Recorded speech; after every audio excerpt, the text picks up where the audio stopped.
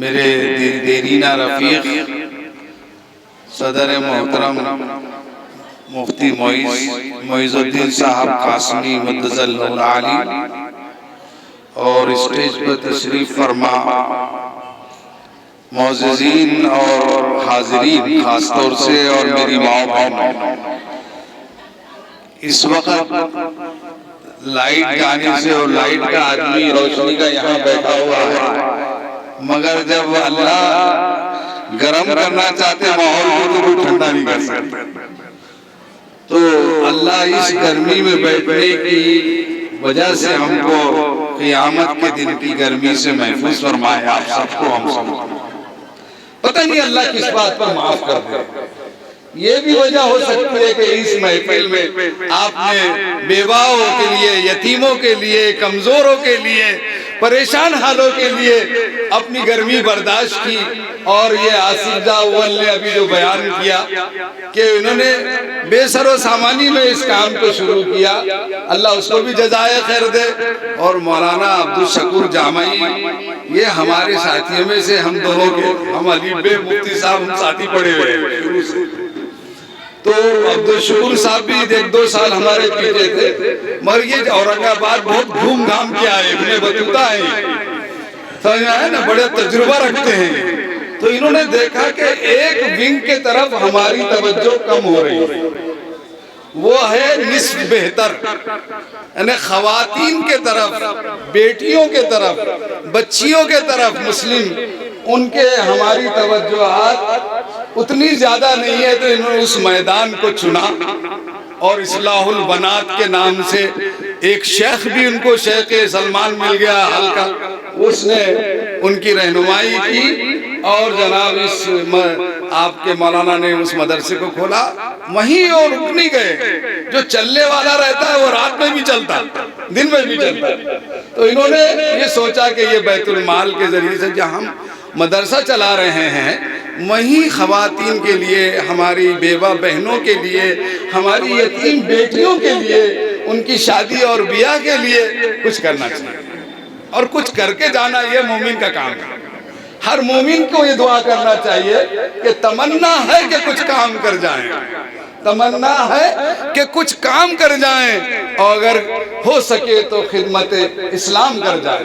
یہ دین کی بڑی خدمت ہے، یہ نبی بننے سے پہلے حضور نے کیا، یہ خاتم النبیین کا عہدہ ملنے سے پہلے کیا، یہ اقرا کی وحی آنے سے پہلے کیا۔ 40 سال تک آپ نے بیواؤں کی، آپ نے یتیموں کی، آپ نے کمزوروں کی آپ کے خدمت کی۔ بخاری شریف کے پہلے صفحے پر حدیث ہے، حضرت خدیجہ الکبریٰ رضی اللہ تعالیٰ عنہ جو تسلی کے الفاظ کہتی ہیں، اس میں کہا کلا، ہرگز نہیں، اللہ آپ کو ضائع نہیں کرے گا، انکا تحمل الکل، آپ بے سہاروں کے سہارا بن جاتے ہیں، یتیموں کے، بیواؤں کے، کمزوروں کے، اور آپ مہمان نوازی کرتے ہیں، آپ جو ہے رشتہ داری کو جوڑتے ہیں۔ وہ صفات، یہ نبوت سے پہلے جو کام کیا، اگر ہم اس ملک میں کرتے تو آج حالات نہیں ہوتے ہیں۔ میں آپ کو صاف کہہ رہا ہوں، ہم اپنے ہی کلیہ میں گڑ پھوڑتے رہے۔ ہمارے حضرت مولانا ابو الحسن علی ندوی رحمت اللہ علیہ نے زندگی بھر اس کے طرف توجہ دلائی، اور ان کی پیشن گوئیاں صادق آ رہی ہے کہ کر جو انہوں نے کہا تھا۔ ہم بہت مبارکباد کے مستحق ہے بروج بیت المال کے لوگ۔ بیت المال کا نظام یہ اسلامی سے جو ہے تو مملکت میں شروع سے حضور اکرم صلی اللہ علیہ وسلم نے رکھا تھا۔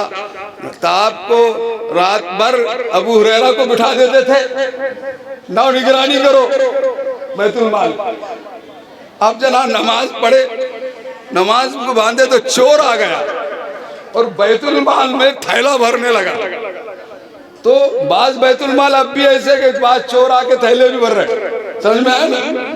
اس کے لیے ہم کو علماء کی قیادت اور اچھے لوگوں کی قیادت اور ان کی سرپرستی ضروری ہے۔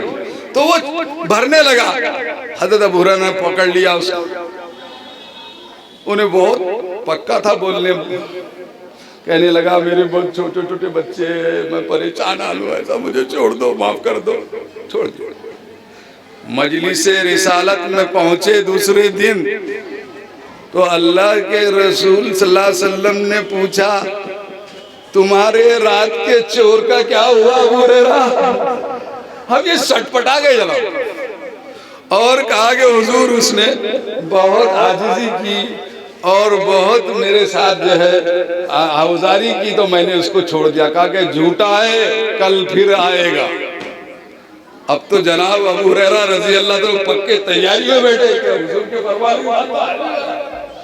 دوسرے دن بھی کدھر سے بیت المال میں آ گیا اور پھر بھرنے لگا تھیلا، پکڑ لیا، اب تو چھوڑوں گا نہیں تو کچھ بھی بول، مگر وہ اتنا پکا تھا کہ اس نے پھر ابو ہریرہ کو رام کر دیا۔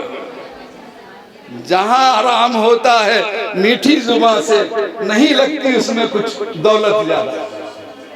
زبان انسان کی اچھی ہونا چاہیے، یہ شیطان کی زبان تھی جو اس نے بولا تھا اس وقت، تو پھر رویا دھویا چھوڑ دیا۔ پھر مجلس رسول میں پہنچے تو حضور نے پوچھا تمہاری رات کے چور کا کیا ہوا؟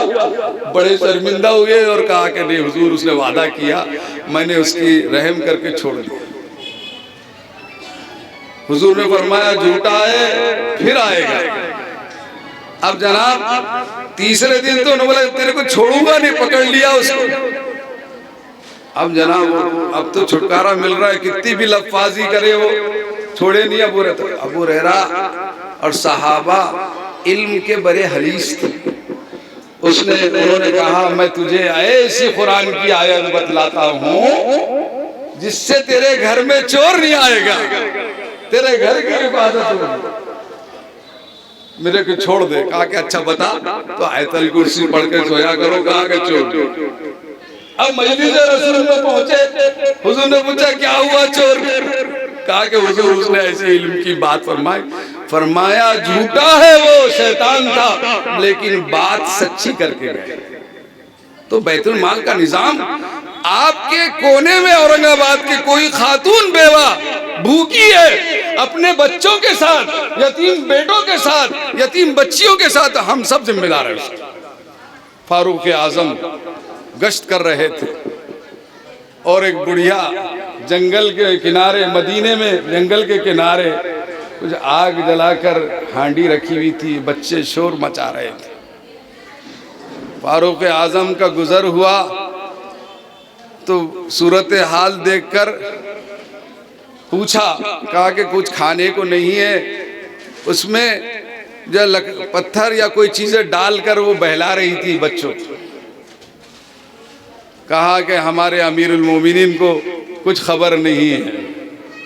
امیر المومنین کھڑے ہوئے سامنے اور گئے، وہ بچے رو رہے تھے، بلبلا رہے تھے، اپنے بیت المال سے جا کر آٹا اور دوسری چیزیں لائے، اور جب بچوں نے کھانا کھایا اور ہنسنے لگے کھیلنے لگے، پھر گئے حضرت فاروق اعظم۔ صرف نماز روزہ ہی نفل عبادت نہیں ہے، انسانوں کی خدمت اور بیوہ و یتیموں کی کمزور کی خدمت بہت بڑی چیز ہے۔ اللہ دنیا میں نوازتا ہے، مجاہد فی سبیل اللہ کا ثواب ہے۔ فرمایا الساعی، رسول پاک صلی اللہ علیہ وسلم فرمایا الساعی للارامل، اور ایک روایت میں ارملت والیتامى کالمجاہد فی سبیل اللہ، بیواؤں اور یتیموں کے لیے کوشش کرنے والا ایسا ہے جیسے اللہ کے راستے میں جان کے ساتھ جہاد کرنے والا۔ اور جو یتیم کے سر پر ہاتھ رکھتا ہے شفقت کا، وہ حضور پاک صلی اللہ علیہ وسلم کی عظیم سنت کا اہتمام کرتا ہے۔ اللہ سے میں دعا کرتا ہوں کہ اللہ تعالیٰ اس بروج بیت المال کو، اس کے برج اور آگے اوپر چلتے جائے، برج کے ایک معنی محل کے بھی ہیں، سمجھ میں آئے نا؟ تو ایسا نہ ہو کہ یہیں شروع ہو اور یہاں ہی ختم ہو، اور انشاءاللہ ایسا نہیں ہوگا اور یہ ترقی کرے گا۔ شرط یہ ہے کہ ہم اخلاص و استقامت کے ساتھ اور شفافیت کے ساتھ حساب و کتاب کو ساتھ رکھتے ہوئے چلائیں۔ اللہ تعالی ہماری کوششوں کو قبول فرمائے، تمام علماء کرام کی اس آمد کو اس بروج بیت المال کی ترقی کا اور اس کے مقصد کو پورا کرنے کا ذریعہ بنائے، اور اس ہندوستان میں نہیں پورے عالم اسلام میں تمام ہمارے بھائیوں کی جان و مال اور عزت و آبرو کی حفاظت کا سامان بنائے، امن و امان عطا فرمائے، اور اس وبائی مرض سے ہم سب کو شفائے کاملہ عطا فرمائے۔ آمین وآخر دعوانا۔